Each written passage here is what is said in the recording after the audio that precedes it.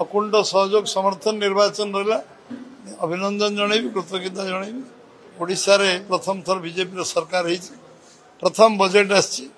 जो शपथ ग्रहण पर आम जो कथा संकल्प पत्र कहीलु एवं से संकल्प पत्र आम प्रथम 4टी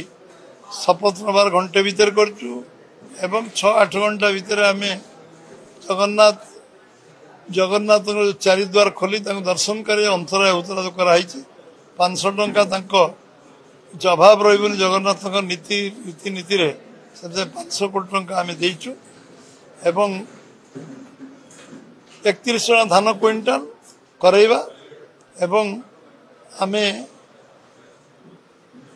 50,000 टंका सुभद्रा योजना रे व्यवस्था करैबा एवं रत्न भंडार खोलिबा एभली गुरुत्वपूर्ण निष्पत्ति नवा पर जो बजेट आसी बजेट रे सब प्रकार व्यवस्था कृषि भित्तिक शिल्प प्रोसेसिंग यूनिट जलसेचन व्यवस्था शीतल भंडार एवं ये सब प्रक्रिया को कृषक मानकर किसान सम्मान ने 6 लाख जेन्युइन कृषक जोड़वा ना एवं कृषक रोजगार को द्विगुणा करने वैल्यू एडिशन करवा एवं शिल्प गुरुत्व दबा वैल्यू एडिशन शिल्प रे करवा जो खनिज संपद विनियोग करवा एवं industry corridor Dhamra to Rourkela पर्यटन करवा एपाखर अनुगुल टू राउरकेला जाजपुर रोड पर्यटन पारादीप पर्यटन करवा ये कॉरिडोर परिकल्पना करवा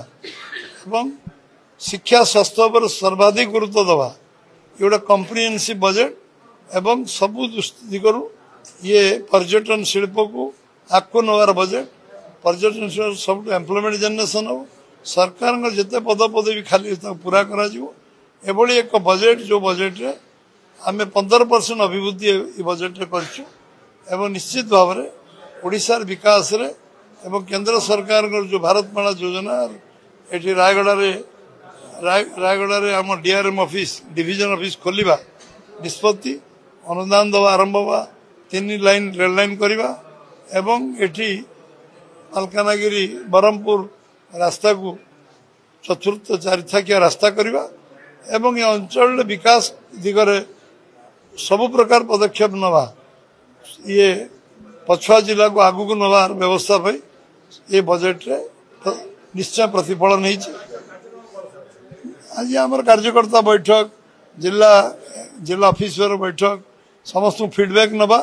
केमती कार्य को त्वरान्वित करा कार्यक्रम करा सरकार सहित समन्वय रहिबो एवं आम दल संगठन शक्तिशाली हो